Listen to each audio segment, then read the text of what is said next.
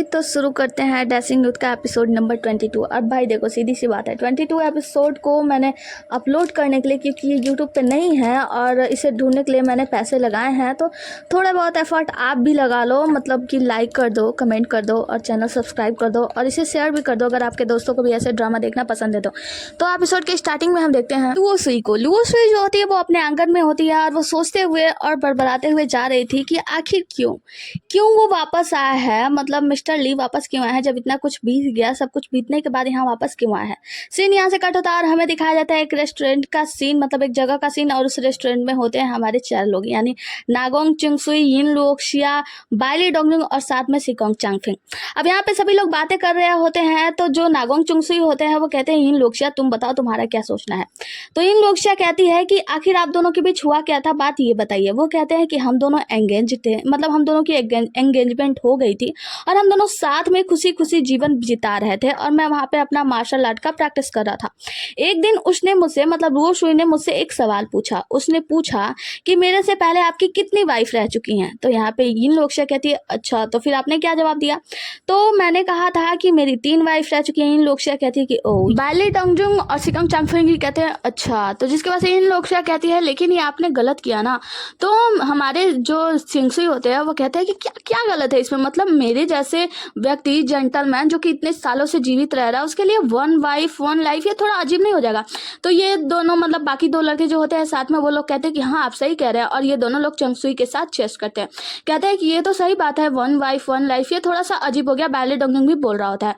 जिसके बाद से इन लोग से कहती है कि अच्छा बाइली अंकल, बाइली डोंगजुंग, अब आप बताओ कि अगर आपको इतनी लंबी लाइफ मिलती तो आप क्या चाहते हैं, मतलब किसी एक ही लड़की से प्यार करना या फिर बहुत सारी वाइफ बनाना, आपका क्या राय है इसमें। तो वो कहता है कि मेरा इसमें ऐसा कोई राय नहीं है, मतलब मेरा कहने का ये मतलब नहीं था कि इतनी सारी वाइफ हो। मैं तो वो कहते हैं कि हाँ बताओ क्या कहना चाहते हैं आप। तो वो कहता है कि मैं तो ये कहना चाहता हूँ कि हम लोग तो चुंगसुई के बारे में बात कर रहे हैं ना। यहाँ पे हम देखते हैं चुंगसुई और जो सिकोंग चांगफिंग होता है वो लोग मजे ले रहे होते हैं बाइली डोंगजुंग के। बाइली डोंगजुंग कहता है कि देखो हम लोग चुंगसुई के बारे में बात कर रहे हैं तो उसके बारे में सोचते हैं ना। तो चुंगसुई कहता है हाँ हाँ ये सही कह रहा है, देखो हमारे बारे में बात हो रही है तो मेरे बारे में सोचो और बताओ। बाइली डोंगजुंग को पॉइंट करना छोड़ो।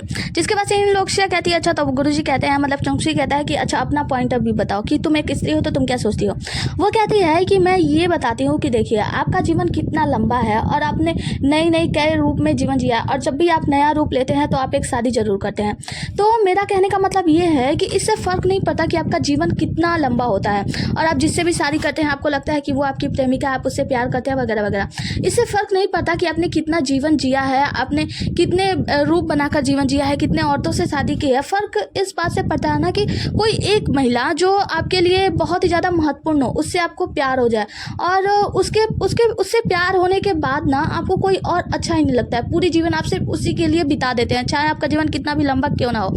और एट द रेट जब एक ऐसा मोमेंट आता है जब आप उस महिला को देखते हैं जिसके बाद से आपके मन में ऐसी फीलिंग आती है ना कि इसके अलावा तो मेरे जीवन में कोई होना ही नहीं चाहिए, ना इसके बाद ना इसके पहले, बस यही सोचना इज दैट टाइम, मतलब वही सोचना एक प्यार होता है।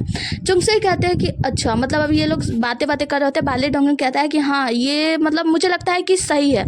तो बाइली डोंगजुंग कहता है कि वैसे गुरुजी उसके बाद से मैडम लुओ सुई का मतलब सोच क्या था। वो कहते हैं कि लुओ सुई उसने कुछ कहा नहीं, कुछ जवाब नहीं दिया और ना ही वो पागलों की तरह व्यवहार करती रही। उसके बाद से उसने मुझसे अगला एक और प्रश्न किया।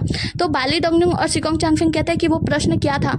अभी सिकोंग मतलब चुंगसुई जो होता है वो बता रहा होता है कि वो प्रश्न था। तो इन लोग कहती है मुझे पता है।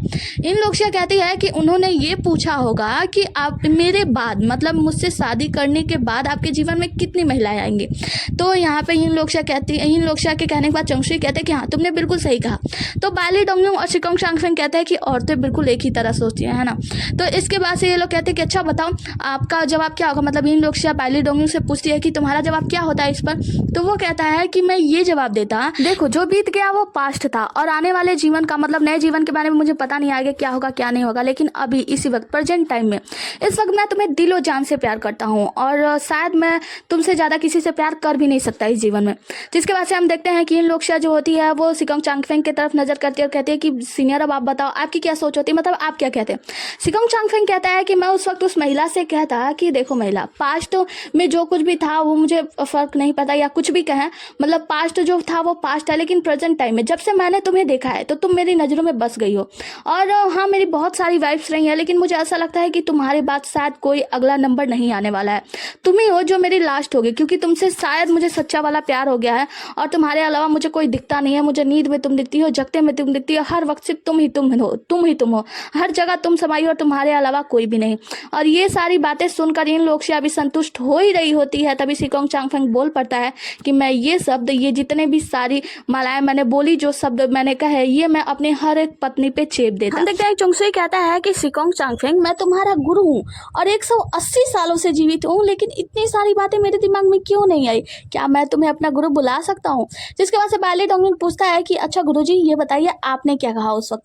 चुंगसुई बताता है कि मैंने उस वक्त कहा कि मैं बहुत ज़्यादा मतलब अजीब वो व्यवहार कर रहा था। मैंने सोचा कि मैं क्या कहूँ और मैंने शराब के कुछ घूंट पिए, जिसके बाद से मैंने कहा कि बहुत सारी। इतना सुनना था कि ये तीनों लोग अपना सर पीट लेते हैं। आगे हम देखते हैं कि चुंगसुई जो होता है वो इन्हें एक बड़ी सी बिल्डिंग के सामने लेकर जाता है और कहता है ये डेक्शियन पवेलियन है। वो लोग कहते हैं ये क्या है, तो ये कहते हैं डेक्शियन पवेलियन जो है शुवेन सिटी का 16 फ्लोर वाला एक बिल्डिंग है और इसके हर एक फ्लोर पे, मतलब फर्स्ट फ्लोर से लेकर 16वें फ्लोर तक मार्शल आर्टिस्ट है, बहुत बड़े बड़े। और पहले फ्लोर पे जो मार्शल आर्टिस्ट हैं वो बहुत बड़े हैं, उनसे बड़े वाले दूसरे पर हैं, उनसे बड़े वाले तीसरे पे हैं, ऐसे करके 16 फ्लोर वाला जो है, मतलब 16वां फ्लोर का जो मार्शल आर्टिस्ट है वो सबसे ज़्यादा शक्तिशाली और बहुत ही ज़्यादा भयंकर, मतलब बहुत ज़्यादा शक्तिशाली मार्शल आर्टिस्ट है। तभी जब आप 16वें फ्लोर पे पहुंच जाते हैं और वहाँ के मार्शल आर्टिस्ट को मार गिराते हैं तो आप शुवेंग सिटी के ग्लिम्बस के नाम से नवाजे जाएंगे। वाली डोजुंग कहता है कि इम्प्रेसिव, एमन की ये बहुत ही ज़्यादा दिलचस्प है ना। उसके मास्टर कहते हैं कि हाँ, लेकिन तुम्हें तो पता है मैं कितना बड़ा वाला लेजेंड हूँ, मतलब मैं कितना ज़्यादा शक्तिशाली हूँ। और वहाँ से उड़ते हुए उस बिल्डिंग के तरफ चले जाते हैं जहाँ पे वो ऊपर की ओर उड़ रहे होते हैं और बिल्डिंग के हर एक फ्लोर से एक एक मार्शल आर्टिस्ट गिर रहा होता है, मतलब वो सबको मार गिराते हैं। बाली डोगलिंग सिकोंग चांगफेंग से कहता है कि देख रहे हो हमारे मास्टर कितने ज़्यादा इंप्रेसिव हैं। वो 16वें फ्लोर पे पहुंचते हैं तो वहाँ पे 16वां मास्टर जो होता है वो गिरा पड़ा होता है, टकला। तो मास्टर कहते हैं कि वाह, फिर से तुम ही। तो वो कहता है कि हाँ, वैसे एक बात बताओ कि तुम यहाँ पे क्या कर रहे हो। तो मास्टर जो होता है यानी चुंगसुई, वो कहते हैं कि पहले एक बात बताओ, अगली बार जब मैं यहाँ पे आया था तो तुम मुझे रोकने के लिए तुम ही यहाँ पे थे, तुम्हें ही रखे गए थे, और इस बार के नए लॉर्ड बने हैं फिर भी तुम ही यहाँ पे हो रखवाली के लिए, तो तुम यहाँ पे कैसे? तुम्हें पता नहीं है मैं आऊँगा तो तुम्हें हरा दूंगा। तो ये टकला पूछता है कि एक बात बताओ, जब तुम 10 साल पहले मुझसे मिले थे उस वक्त तुम्हारी उम्र हो चुकी थी और आज तुम इतने जवान कैसे दिखते हो? तो यहाँ पे चुंगसुई कहता है क्योंकि तुम्हें पता है ना मैं अमर हूँ। और फिर वहाँ से कूदते हैं और वहाँ का छत तोड़कर 16वें फ्लोर के सबसे ऊंचे वाले बिल्डिंग पे, मतलब 16वें फ्लोर के सबसे ऊंचे बिल्डिंग पे खड़े हो जाते हैं। नागोंग चुंगसुई कहते हैं कि लुओ शुई, मुझे तुमसे कुछ कहना है। और दूर हम देखते हैं कि लुओ शुई नागोंग चुंगसुई की तरफ देखती है और कहती है कि तुम यहाँ क्या कर रहे हो। नागोंग चुंगसुई कहते हैं कि लुओ शुई, मुझे तुम्हें ये बताना है कि एक बार की बात है, जब मैंने तुमसे कुछ कहा था तो तुमने कहा था कि तुम यानी कि लुओ शुई एक योद्धा को प्यार नहीं कर सकती, बस बल्कि उसे एक स्कॉलर पसंद है। स्कॉलर यानी कि विद्वान। मैंने इतने सालों तक जाकर एकेडमी में काम किया और अब मुझे मिस्टर ली के नाम से जाना जाता है, जो कि एक बहुत बड़ा विद्वान है। लेकिन अब मिस्टर ली मर चुका है और मेरा एक नया जीवन की शुरुआत हुई है और इस जीवन में मेरा नाम नागोंग चुंगसुई है और मैं जो हूँ, मैं अब एक विद्वान बन के जीवन जीना चाहता हूँ तुम्हारे साथ। मैं तुमको बहुत प्यार करता हूँ, मैं तुमको ये बात बताना चाहता हूँ। एक बार जब तुमने मुझसे कुछ सवाल किया था तो मैंने उस सवाल का तुम्हें अच्छे से जवाब नहीं दिया था। उस वक्त मैंने तुम्हारे सवाल का गलत जवाब दिया था, लेकिन आज मैं तुम्हारे सवालों का सही जवाब देना चाहता हूँ। मैं तुमसे बताना चाहता हूँ कि जब से तुम मेरी जिंदगी में आई हो, तुम्हारे अलावा मैंने किसी को इतना ब्यूटीफुल, इतना खूबसूरत नहीं देखा। तुम्हारी आंखें जो बिल्कुल जल की धाराओं की तरह लगती है, तुम्हारे बाल रेशम की तरह है, तुम्हारी चाल नागिन की तरह है, मतलब तुम्हारा हर एक चीज मुझे बहुत पसंद आता है। और मुझे लगता है कि इस लाइफ के बाद मैं शायद किसी भी लाइफ में तुम्हारे अलावा किसी को भी प्रेफर नहीं करूंगा, किसी को भी प्यार नहीं कर पाऊंगा। लुओ शुई, तुम वो हो जो मेरे जीवन में आखिरी हो, तुम्हारे बाद शायद मैं कभी किसी को प्यार नहीं कर पाऊंगा। लुओ शुई कुछ देर सोचती है, कुछ मतलब उनकी बातें सुनती है, कुछ सोचने के बाद कहती है, और ये सारी बातें तुम और कितनी लड़कियों से कहने वाले हो और कितनी बार बोलोगे, तुम कितनी लड़कियों को कहोगे। जिसके बाद से हम देखते हैं बाली डोंगलिंग कहता है सिकोंग चांगफेंग को कि सिकोंग चांगफेंग, तुम्हें तो सचमुच में पता है लड़कियों का दिल कैसे जीतना है। यहाँ पे हम देखते हैं कि चुंगसुई जो होता है वो कहता है कि मैं अब ये बात किसी को नहीं कह पाऊंगा शायद, क्योंकि ये मेरा आखिरी जीवन है, इसके बाद मेरी नई जीवन नहीं होगी। इतना सुनना था कि लुओ शुई उठ के उसके पास आ जाती है और कहती है कि तुम कहना क्या चाहते हो, क्या तुम पागल हो गए हो? वो कहता है कि हाँ, मैं पागल नहीं हो गया हूँ, लेकिन मैं तुम्हें सच बता रहा हूँ। जिस मार्शल आर्ट के बदौलत मैं अपना जीवन बदल रहा था और हर 30 साल के बाद जवान हो जाता था, मैंने उस मार्शल आर्ट को छोड़ दिया है और आज के बाद से मैं अपना कोई भी नया जीवन नहीं जी पाऊंगा। यहाँ पे जो लुओ होती है वो कहती है कि तुम क्या कह रहे हो, तुम क्या मुझे ये दिखाना, तुम मुझे लज्जित करना चाहते हो, है ना, तुम ये सब मेरी वजह से कर रहे हो ना, तुम मुझे पाना चाहते थे इसलिए ये सब कर रहे हो। वो कहता है कि नहीं, मैं ये सब तुम्हारे लिए नहीं कर रहा हूँ, बल्कि 180 सालों से मैंने जीवन जिया है और मेरे जीवन में हर कोई आता है चला जाता है, लेकिन अब मैं ये कष्ट नहीं सह सकता। वो कहती है कि अगर ऐसी बात है तो तुम फिर से ये प्रैक्टिस करना स्टार्ट करो, अगर तुम मेरे लिए ये सब नहीं कर रहे हो तो तुम फिर से करो, ताकि तुम फिर से एक नई जीवन जियो। मैं ये नहीं चाहती थी कि तुम अपना जीवन ही छोड़ दो, मैं भी तुम्हारे लिए, मैं भी तुमसे प्यार करती थी, लेकिन मैं कभी ये नहीं चाहती थी कि तुम अपने अमरता को खो दो, लेकिन तुमने अपनी अमरता को खो दी। वो कहता है कि देखो 180 सालों से मैं जिया हूँ और अब मैं और जीना नहीं चाहता, मैं अपनी जिंदगी भी, जितनी भी जिंदगी जीना चाहता हूँ बस तुम्हारे साथ जीना चाहता हूँ, क्योंकि मुझे नहीं लगता कि तुम्हारे बाद मैं अपनी जिंदगी जी भी पाऊंगा, इसीलिए मैं तुम्हारे साथ अपना अब ये सारा जीवन बिताना चाहता हूँ। यहाँ पे जो लुओ शुई होती है वो कहती है ये तुम क्या कह रहे हो, तुम एक काम करो, दोबारा से इस मार्शल आर्ट का प्रैक्टिस करना स्टार्ट कर दो और दोबारा से तुम इसे सीखो। वो कहता है कि वैसे भी 180 साल की मेरी उम्र हो गई है और जो मास्टर मुझे सिखाया करते थे, जो मेरे सेक के लोग थे, मतलब जो मेरे अपने लोग थे जो इस आर्ट को अच्छे से जानते थे, वो सभी लोग मर चुके हैं, तो मुझे सिखाएगा कौन, इसीलिए कोई और रास्ता नहीं है और मैं अब तुम्हारे साथ अपना जीवन बिताना चाहता हूँ। यहाँ पे जो लुओ शुई होती है वो कहती है कि क्या तुम्हें इस बात का रिग्रेट है कि तुमने अपना ये मार्शल आर्ट का प्रैक्टिस जो था वो छोड़ दिया। वो कहते हैं नहीं, मुझे बिल्कुल भी रिग्रेट नहीं है, तुम्हें पाने के बाद मैं अब लाइफ में कुछ भी नहीं चाहता हूँ। ये सारी बातें देख कर सच में बताऊँ ना तो ये मास्टर चुंग सुई जो है ना इतने ज़्यादा प्यारे लग रहे हैं, सच बताऊँ इतने ज़्यादा प्यारे लग रहे हैं ना कि बाली डोंगजिंग तो ढक ही गया, मतलब जितने भी हीरो है ना वो सब फेल है। जिसके बाद से मास्टर चुंग सुई उसका हाथ पकड़ते हैं और कहते हैं कि तुम मेरे लाइफ में सबसे ज़्यादा इंपॉर्टेंट हो और मैं अपना बचा कुचा ये जो आखिरी जीवन है वो मैं तुम्हारे साथ बिताना चाहता हूँ। मैं चाहता हूँ कि अब मैं पूरा जीवन तुम्हारे साथ रहूँ, तुम्हारे आगे पीछे घूमूं और तुम्हारे साथ अपने इस जीवन को बिताना चाहता हूँ। इतना सब सुनना था कि सब कुछ सुनकर लुओ शुई जो होती है वो कहती है तुम्हें सच में रिग्रेट नहीं है। वो कहता है बिल्कुल नहीं। जिसके बाद से वो उनका हाथ पकड़ती है और लेकर वहाँ पे बादलों के बीच में उड़ जाती है। आगे बाली डोंगजिंग इन लोक्शिया शिकांग चांगफेंग को देखते हैं। बाली डोंगजिंग कहता है कि यही चीज़ है जो हर कोई चाहता है, मतलब हमेशा एक दूसरे के साथ खुशी से जीवन जीना। यहाँ पे जो होता है शिकांग चांगफेंग वो कहता है कि एक साथ खुशी से जीवन जीना और एक लड़की के लिए अपनी इमोर्टिलिटी छोड़ देना, अपनी अमरता को छोड़ देना, ये हर जगह संभव नहीं है। और देखो इन्होंने कर दिखाया, मतलब हमारे मास्टर ने कर दिखाया। जिसके बाद से बाली डोंगजिंग कहता है कि हैप्पीली लिव आफ्टर एवर, मतलब हमेशा खुशी से साथ रहना। लेकिन देखो एक दूसरे की खुशी में एक दूसरे की खुशी ढूंढ रहे हैं, एक दूसरे के साथ रह रहे हैं, लेकिन वो हमारे बारे में तो भूल ही गए। जिसके बाद से तीनों सोच पड़ते हैं कि हाँ देखो हमारे मास्टर चुंग सुई हम तीनों के बारे में तो भूल ही गए। आगे हम चुंग सुई को देखते हैं जो कि लुओ शुई के साथ टहल रहा होता है। तो लुओ शुई उसे देखकर मुस्कुरा रही होती है। चुंग सुई पूछता है कि क्या हुआ, तुम मुझे देखकर क्यों मुस्कुरा रही हो। वो कहती है कि कुछ नहीं, बस मैं तुम्हारा चेहरा देख रही थी और मतलब तुम्हारी बातों पे मुस्कुरा रही हूँ कि तुमने इतना सब कुछ कर दिया मुझे पाने के लिए। वो कहता है कि ये सब इसलिए क्योंकि तुम मेरी लाइफ की सबसे इंपॉर्टेंट चीज़ हो, मतलब तुम सबसे इंपॉर्टेंट हो मेरी लाइफ में। वो कहती है कि अच्छा। जिसके बाद से वो कहता है कि देखो इस जीवन में, मतलब जब मेरा नाम नागोंग चंग सुई है, इस लाइफ में मेरे लिए तुम्हारे अलावा कोई इंपॉर्टेंट नहीं है, तुम सबसे ज़्यादा इंपॉर्टेंट हो और मैं तुम्हारे साथ अपना पूरा जीवन जीना चाहता हूँ। जिसके बाद से लुओ शुई कहती है कि ठीक है। जिसके बाद वो कहती है कि अच्छा ये एक बात बताओ, वो जो 3 लोग तुम्हारे साथ आए थे वो कौन थे। तो चंग सुई कहता है कि अरे वो उसमें से 2 जो लड़के थे ना वो मेरे शिष्य थे और वो जो लड़की थी वो लुओ याओ की शिष्या है, जो कि लुओ याओ जो है वो मेरा शिष्य है और वो मेरे शिष्य की शिष्या है। तो वो कहती है कि अच्छा तो क्यों ना हम उन तीनों को भी यहाँ पे बुला लें। तो चंग सुई कहता है अरे नहीं छोड़ो, उन लोगों को अपने साथ क्या बुलाना, वो बहुत ही ज़्यादा अजीब है और अभद्र व्यवहार करते हैं, छोड़ो उन लोगों को। फिर कहता है कि वैसे उन लोगों को मेरे बिना ही जीवन जीना चाहिए, उन लोगों के लिए ज़्यादा अच्छा होगा। और कहता है कि अच्छा एक काम करते हैं ना, हम लोग उन्हें डंगशंग पवेलियन भिजवा देते हैं वहाँ पे कुछ सबक सिखाने के लिए, मतलब उनका कुछ प्रैक्टिस भी हो जाएगा ऐसा करके।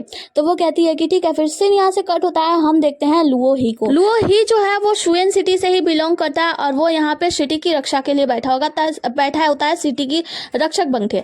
जिसके बाद से वो देखता है बाली डोंगजिंग, शिकांग चांगफेंग और वो लड़कियां नीन लोक्शिया, ये तीनों लोग सिटी के अंदर एंटर करते हैं। तो वो उन्हें रोक लेता है और कहता है कि तुम लोग सिटी के अंदर कैसे जा रहे हो, क्या तुम्हारे पास कोई निमंत्रण है। तो ये लोग बोलता है कि नहीं भाई हमारे पास निमंत्रण तो नहीं है, लेकिन हाँ अंदर तो जाना है सिटी के अंदर।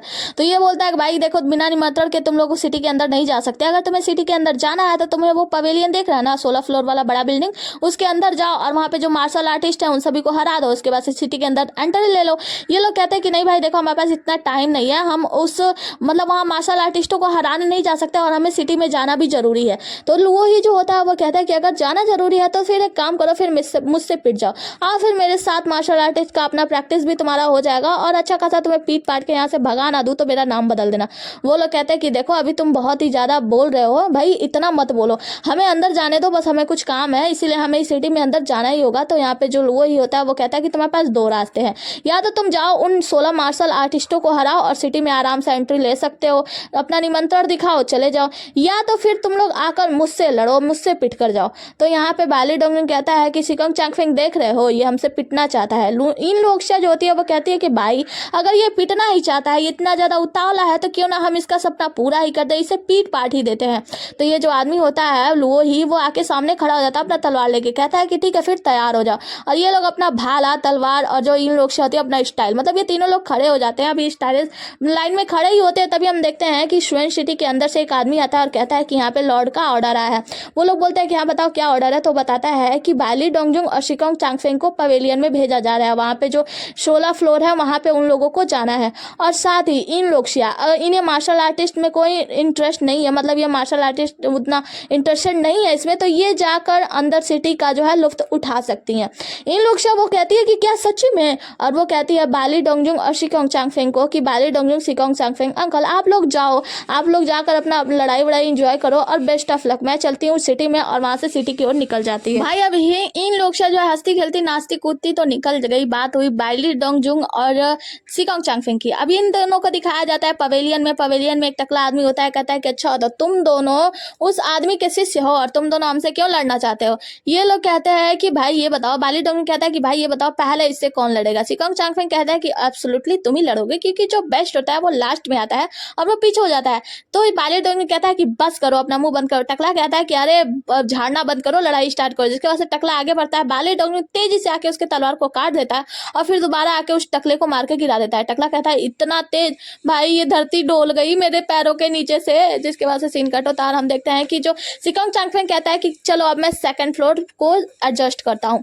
हम देखते हैं कि वो ही जो होता है वो शांति से खड़ा होकर ये सब देख रहा होता है। आगे हमें नानजुए का सीन दिखाया जाता है और हम देखते हैं ये डिंजी को। ये डिंजी उसी जगह पे पहुंच चुका होता है जहाँ पे ब्लेड देवता और तलवार देवता दोनों में लड़ाई हुई थी, मतलब वर्षा देवता में लड़ाई हुई थी। वहां पहुंचने के बाद वो कहता है कि मैं ये डिंजी वर्षा देवता का शिष्य, मैं यहाँ आपसे ब्लेड देवता यान लोक्शिया से मिलने के लिए आया हूँ। यान लोक्शिया वहां पे आती है, कहती है कि तुम्हारे यहाँ आने का क्या मतलब है, तुम यहाँ पे क्यों आना चाहते हो। वो कहता है कि मैं आपसे मार्शल आर्ट का वो लास्ट जो टेक्निक है वो सीखना चाहता हूँ। वो कहती है कि मैं तुम्हें सिखाने में कोई इंटरेस्ट नहीं लूंगी, मतलब मुझे तुम्हें नहीं सिखाना है। वो कहता है कि मुझे पता है कि यहाँ पे जो नानजू है यहाँ पे बहुत सारे ऐसे मास्टर्स हैं जिससे मैं ये टेक्निक सीख सकता हूँ, लेकिन मैं आपके पास कुछ सोच कर ही आया हूँ और आप अच्छे से जानती हैं मेरी बातों को। मेरा अपना एक कारण है जिसकी वजह से मैं ये लास्ट टेक्निक सीखना चाहता हूँ। वो कहती है कि हाँ तुम इंसान को अच्छे से पढ़ना जानते हो और उसके दिमाग को भी पढ़ना जानते हो, तुम जानते हो कि कैसे किसी को खुश किया जा सकता है और अपने बातों में लाया जा सकता है। वो कहता है कि अगर आप मुझे अच्छे से जान चुकी हैं यान लोक्शिया, तो मैं आपको बता दूं मैं वर्षा दानव का शिष्य ये डिंजी, मैं आपसे उस लास्ट टेक्निक को सीखने की सिफारिश करता हूँ। कृपया आप मुझे वो लास्ट टेक्निक सिखाएं। जिसके बाद से यान लिंगशिया जो होती है वो कहती है कि ठीक है मैं तुम्हारी बात को मानने के लिए तैयार हूँ। अपनी तलवार बाहर निकालती है और कहती है कि अपनी तलवार बाहर निकाल लो। ये डिंजी उसको देखता है और साथ ही अपनी तलवार भी बाहर निकाल लेता है। सीन यहाँ से कट होता है। आगे की सीन में हम देखते हैं लुओशुई को। लुओशुई जो होती है वो चुंगसुई से बात कर रही होती है और कहती है कि तुम्हारे जो शिष्य हैं वो गए हैं पवेलियन में लड़ने के लिए, तो क्या तुम्हें लगता है कि वो पवेलियन में जितने भी गार्ड्स रखे हुए हैं 16 फ्लोर पे, वहाँ पे 16 फ्लोर है, तो वो 16 फ्लोर के गार्ड को मार पाएंगे। वो कहता है नहीं वो क्या मार पाएंगे, तुमको पता है क्या, वो लोग सिर्फ 14 फ्लोर तक ही जा पाएंगे बड़ी मुश्किल से। जिस हिसाब से उनकी मार्शल आर्ट टेक्निक है ना, वो 14 फ्लोर से ज़्यादा आगे नहीं बढ़ पाएंगे। बाकी 2 फ्लोर वाले तो उन्हें मार के ढेर कर देंगे, 15वां फ्लोर पर तो वो जा ही नहीं पाएंगे। तो यहाँ पे जो वो कहती है कि अच्छा, तो फिर हमें सीन आगे का दिखाया जाता है। देखते हैं लुओ ही को जो कि शराब पी रहा होता है और कह रहा होता है काफी अच्छे मार्शल आर्टिस्ट हो तुम लोग, 14वें फ्लोर तक पहुंच चुके हो और बारी 15वें फ्लोर की है। हम देखते हैं कि बाली डोंगजुंग और सिकोंग चांगफेंग 15वें फ्लोर पे पहुंचते हैं और वो चारों तरफ देखते हैं तो सिकोंग चांगफेंग कहता है कि अरे यहाँ पे तो कोई दिख ही नहीं रहा है। बाली डोंगजुंग कहता है कि चिंता मत करो, ये लोग वहीं पे होंगे, बस ध्यान से देखो। ये दोनों आगे बढ़ते हैं तो वहाँ पे हम देखते हैं कि 2 लोग टकले एक टकला होता है और एक की अजीब सी चुटिया होती है। ये लोग बैठकर चाय वाय पी रहे होते हैं और कह रहे होते हैं क्या कितनी भद्दी शराब, बेकार शराब है, बेकार चाय है वगैरह वगैरह बातें कर रहे होते हैं। सिकोंग चांगफेंग और बाली डोंगजुंग जब इन दोनों को देखते हैं तो कहते हैं कि क्या 15वें फ्लोर पे 2 लोग। तो यहाँ पे वो जो चुटिया वाला टकला होता है ना, वो कहते हैं क्यों नहीं, जब तुम 2 साथ में आ सकते हो यहाँ पे इस फ्लोर के हर एक मार्शल आर्टिस्ट को मारने के लिए, तो क्या 15वें फ्लोर पर हम 2 लोग नहीं हो सकते।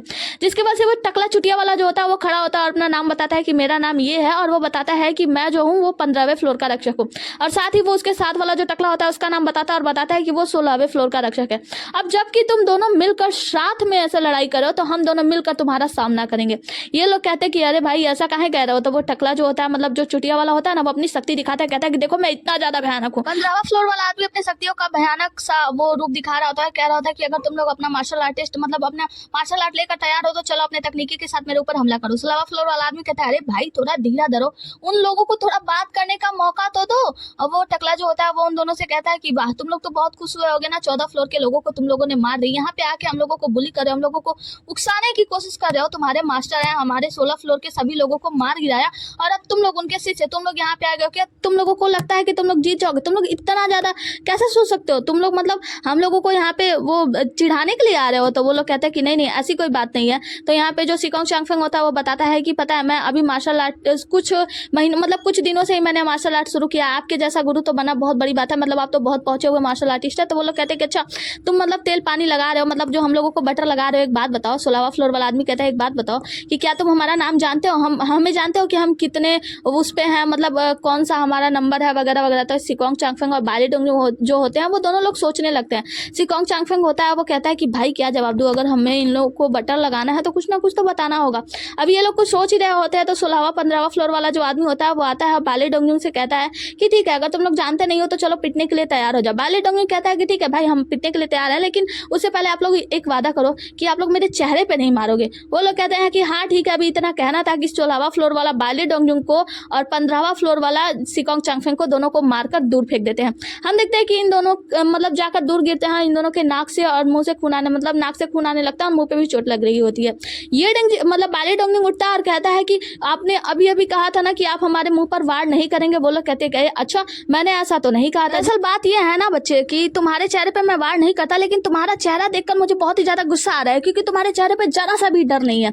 जिसके वजह से हम देखते हैं कि 15वां फ्लोर वाला आदमी जो होता है वो आता है और सिकोंग चांगफेंग को पकड़ता है, उठा उठा के पटक देता है। उसका जो भाला होता है वो तो दूर फेंक देता है और सिकोंग चांगफेंग का गला पकड़ लेता है। कहता है कि बताओ बच्चे क्या तुम मुझसे डर रहे हो? वो कहता है बिल्कुल नहीं, मुझे तुमसे कोई भी डर नहीं लग रहा है। वो उसको मुंह का मारता है, उसके पेट पे कई मुक्के मारता है और कहता है कि अब बताओ क्या तुम्हें मुझसे डर लग रहा है? सिकोंग चांगफेंग कहता है बिल्कुल नहीं, अगर तुम मुझे जान से मार दो तब भी मैं तुम्हें बताऊंगा कि मुझे डर नहीं लग रहा है। 16वां फ्लोर वाला जो आदमी होता है उसे पकड़ता है और उठा के कहीं इधर खूब पटकता रहता है। मतलब पहले तो उठा के फेंक देता है, फिर उसके पैरों को उससे पकड़ लेता है और उसे जैसे पार्ट पे कपड़े को पीटा जाता है ना वैसे करके उसको पीट रहा होता है, इधर उधर उठा उठा पटक पटक ठा पटक रहा होता है। कह रहा था और बताओ डर रहे हो कि नहीं? सिकोंग चांगफेंग कहता है नहीं मैं बिल्कुल भी नहीं डर रहा होता। जिसके बाद से उसके ऊपर ऐसा लात मारने ही जाता है तो सिकोंग चांगफेंग कहता है हाँ भाई हाँ बस करो, मैं डर गया, मैं मानता हूँ हार मानता हूँ, मैं डर गया हूँ। वो आदमी कहता है कि अच्छा डर गया हो तो क्या लगता है कि तुम्हें क्या मैं तुम्हें छोड़ दूंगा? सिकोंग चांगफेंग कहता है अरे मैंने कहा ना मैं डर गया हूँ, प्लीज मुझे तो छोड़ दो।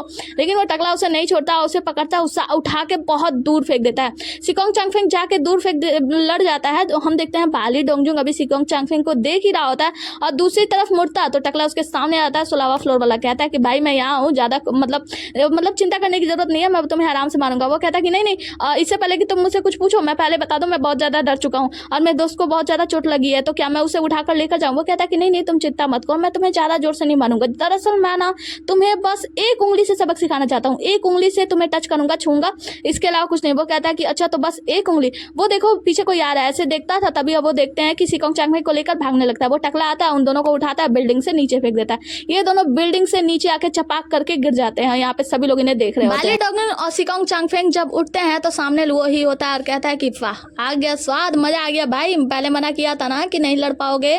ठीक है तुम लोग एक काम करो अपने मास्टर को ही बुला लो क्योंकि तुम्हारे मास्टर पहले भी हरा चुके हैं, वही तुम्हारी मदद कर सकते हैं।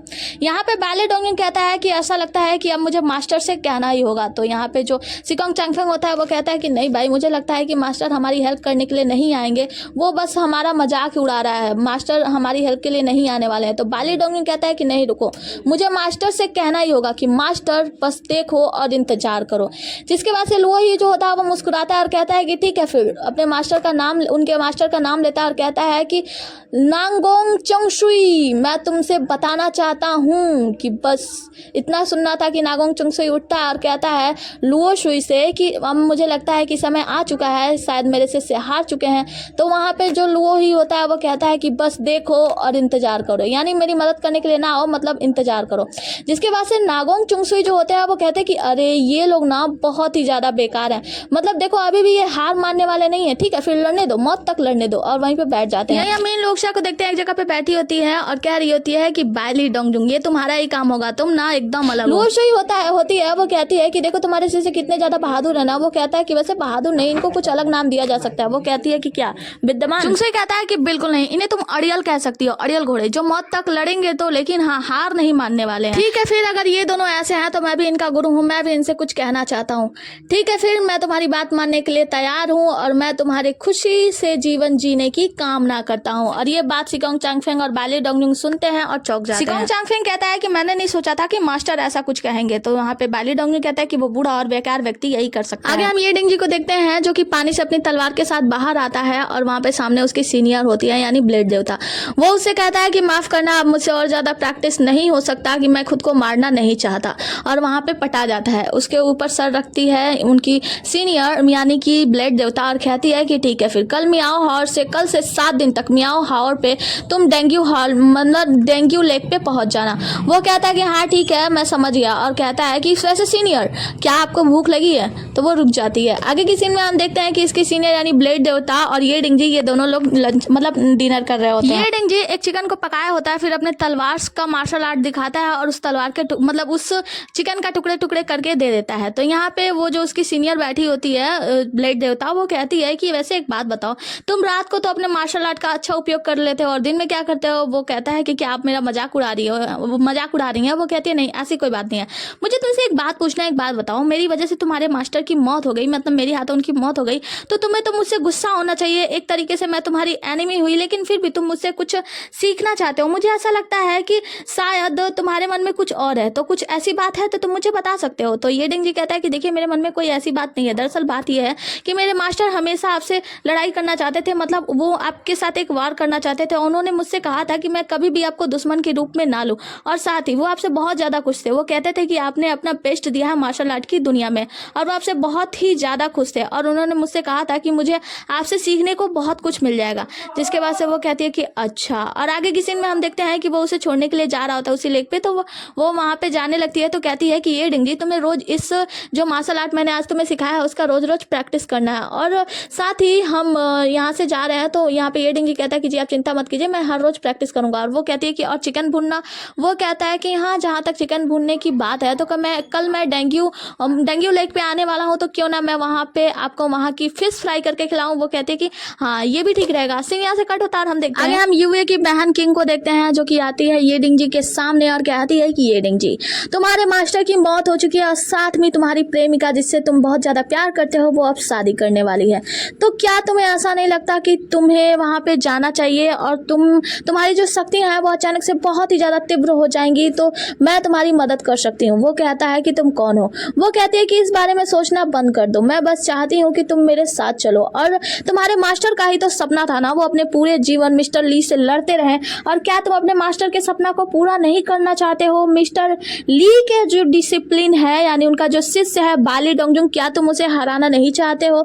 यहाँ पे जो हमारा ये डिंगजी होता है वो कहता है कि मैंने तुमसे पूछा कि तुम हो कौन, और उसके तरफ तलवार कर देता है और कहता है कि तुम्हारा चेहरा कुछ कुछ इन लोक्ष्या की तरह दिखता है। तो अच्छा तुम और तुम्हारी बहन, तुम लोग मतलब बाली डोंगजुंग को नहीं ले जा पाए, तो तुम आज मुझे लेने के लिए आई हो। और तुम देखो मेरी एक बात सुन लो, मुझे तुम में कोई इंटरेस्ट नहीं है और मैं तुम्हारे साथ नहीं जाने वाला हूँ। और हाँ तुम बाली डोंगजुंग को अच्छी तरीके से जानती हो और मुझे भी जानती हो, तो आज के बाद से मेरे सामने आ मत जाना, वरना आगे से मैं तुम्हारे साथ अच्छा व्यवहार नहीं करूंगा। और तलवार उसके गले पे रखता है और फिर एक उसके गले से घुमाते हुए दूर भाग देता है, जिससे वहाँ पे जितनी भी बांस होती है वो टूटकर गिरने लगती है और ये डिंगजी वहाँ से चला जाता है। यहाँ पे हम देखते हैं जो क्वीन होती है वो ये डिंगजी करके चिल्लाती रह जाती है, लेकिन कोई असर नहीं, क्यों ये डिंगजी तो वहाँ से निकल जाता है। आगे हम देखते हैं कि बाली डोंगजुंग और जो सिकोंग चांगफेंग होता है वो आ रहे होते हैं, तभी हम देखते हैं इन लोग से आती है और उनके साथ एक आदमी होता है। वो कहता है कि ये तुम दोनों से मिलने के लिए आई है। जिसके बाद से वो कहती है कि तुम लोग ठीक तो हो ना, और मास्टर ने तुम लोगों से ये कहने के लिए कहा है कि अगर 16वें फ्लोर के लोगों को तुमने नहीं हराया तो फिर तुम उन्हें मास्टर कहना भूल जाना और यहाँ से चले जाना।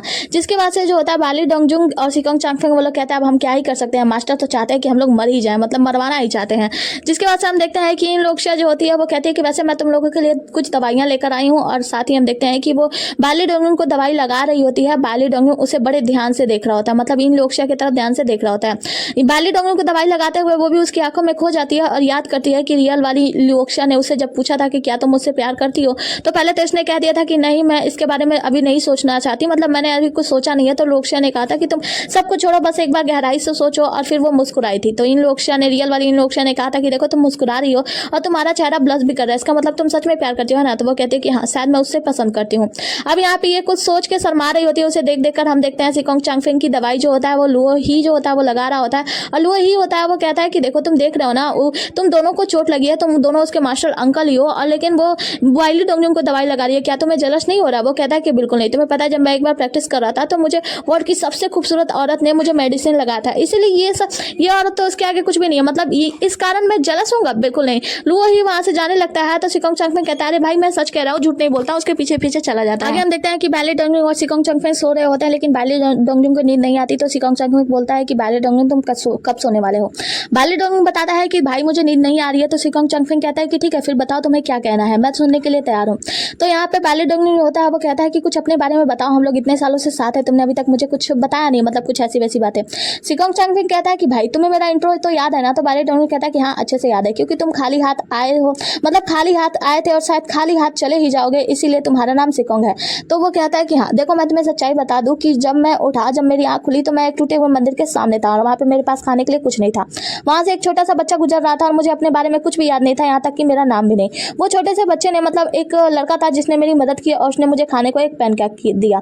मुझे ये तक नहीं पता था कि मेरी उम्र क्या हुई, लेकिन वो लड़का जो था वो मेरे ही हाइट का था और उसकी उम्र 13 थी। तो मैंने मान लिया मेरा उम्र 13 है। इसके बाद से मैंने अपना नाम वाम जो है वो रख लिया सिकोंग चांगफेंग। वो कहता है कि हाँ मैं समझ गया।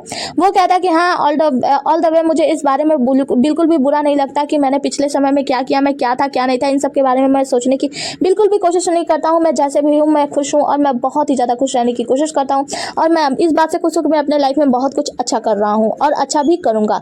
जिसके बाद से बाली डोंगजुंग कहता है कि हाँ बहुत अच्छी बात है। सिकोंग चांगफेंग कहता है ये तो रही मेरी बात, अब तुम अपने बारे में बताओ बाली डोंगजुंग। बाली डोंगजुंग बताता है कि मार्शल आर्ट की दुनिया से मेरा कोई लेना देना नहीं था, मतलब मैंने कभी भी नहीं सोचा था कि मैं कोई मार्शल आर्टिस्ट बनूंगा। मैं बस अपना शराब बना के खुश था और अपने देवता गुचेंग के साथ खुश रहता था और उनकी नंबर 1 की शराब, मतलब उनके साथ मिलकर एक नंबर 1 का दुनिया का शराब बनाना चाहता था, जिससे मैं शराब देवता बन जाऊं, दुनिया में सबसे नंबर 1 वाला। लेकिन हाँ एक दिन हुआ ऐसा कि मैंने एक परी को देखा और मैंने उस परी से विवाह करने के लिए, उसकी आंखों की सुंदरता में मैं ऐसा खो गया कि मैं उससे विवाह करने के लिए दुनिया में बहुत ही ज्यादा महान व्यक्ति बनना चाहता था। लेकिन मेरे गुरु के मरने के बाद, मतलब मेरे जो गुरु थे उनकी मृत्यु के बाद, जब मैंने पश्चिमी चूका तलवार गीत सीख लिया, उसके बाद से मुझे मार्शल आर्ट सीखना था, उसमें थोड़ा सा इंटरेस्ट आया और मैं मिला मेरे गुरु मिस्टर ली से, जो कि दुनिया के नंबर 1 मार्शल आर्टिस्ट हैं और मेरे इतने अच्छे गुरु हैं। मैं उनसे मिला और मैं मार्शल आर्ट सीखने लगा। वो कहता है कि अच्छा इसका मतलब है कि तुम अभी बिगनर हो। वो कहता है कि क्या बकवास कर रहे हो? वो कहता है कि हाँ मैं मजाक कर रहा था। तो आगे क्या हुआ, मतलब उस महिला से तुम विवाह तो करना चाहते हो ना? तो वो कहता है कि लेकिन बात यह है कि इस समय मैं उस महिला, तो वो कहता है अच्छा इसका मतलब कहीं ऐसा तो नहीं है कि तुम उसके बारे में सोच नहीं रहे हो या उसे भूल गए हो? वो कहता है कि नहीं देखो ऐसी बात नहीं है। तो वो कहता है कि ओ मैं समझ गया, तुम इन लोग से प्यार करने लगे हो है ना? बाली डोंगजुंग कहता है कि नहीं, तुम क्या पागल हो? देखो मैं कोई प्ले बॉय नहीं हूँ। दरअसल बात यह है, पता नहीं क्यों इन लोक्ष्या की आंखें मुझे बिल्कुल उस परी की तरह लगती है। मुझे जब भी उसकी आंखें मैं देखता हूँ ना तो मैं उसकी आंखों में खो सा जाता हूँ, मुझे उसी लड़की की याद आने लगती है, मुझे लगता है कि वो वही परी है।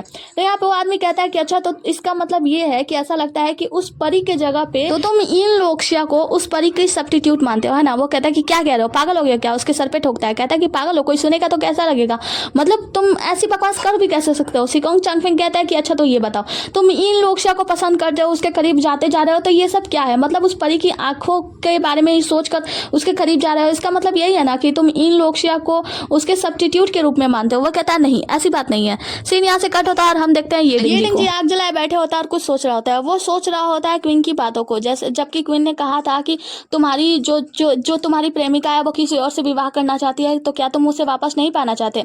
यहाँ पे ये डेंजी कहता है कि ऑफकोर्स मैं चाहता हूँ कि वो मेरे पास है। मैं नहीं चाहता कभी भी कि वो वेडिंग गाउन किसी और के लिए पहने जो वो मेरे लिए पहनना चाहती थी। मैं चाहता हूँ कि वो मेरी होकर रहे। लेकिन मुझे ऐसा लगता है कि बाली डोंगजुंग, हो सकता है कि फ्यूचर में जब मैं तुमसे मिलूं तो शायद तुम मेरे खिलाफ अपनी तलवार मतलब अपना मार्शल आर्ट कौशल लेकर मेरे खिलाफ इस्तेमाल कर रहे हो। मतलब हम दोनों आगे जब भी मिलेंगे हो सकता है हम दोनों दुश्मन हो। ये सीन के साथ ही एपिसोड खत्म होता है। मिलते हैं अगले एपिसोड में, तब तक के लिए बने रहिए। हमारे साथ। Tata bye bye, take care. और आई नो कि ये वीडियो बहुत ही ज़्यादा बड़ी हो गई है। दरअसल बात ये है ना, मैं एक एक पल को एंजॉय कर रही थी। ये पल ना बहुत ही ज़्यादा खूबसूरत था। सच बताओ तो ये वाला एपिसोड बहुत ही ज़्यादा बेहतरीन था, इसीलिए। Okay, tata bye bye, take care. रहना, वीडियो को लाइक करना मत भूलना। नए हो तो चैनल को सब्सक्राइब कर देना, कमेंट कर देना नेक्स्ट पार्ट के लिए। नेक्स्ट पार्ट में मिलते हैं कल, बाय।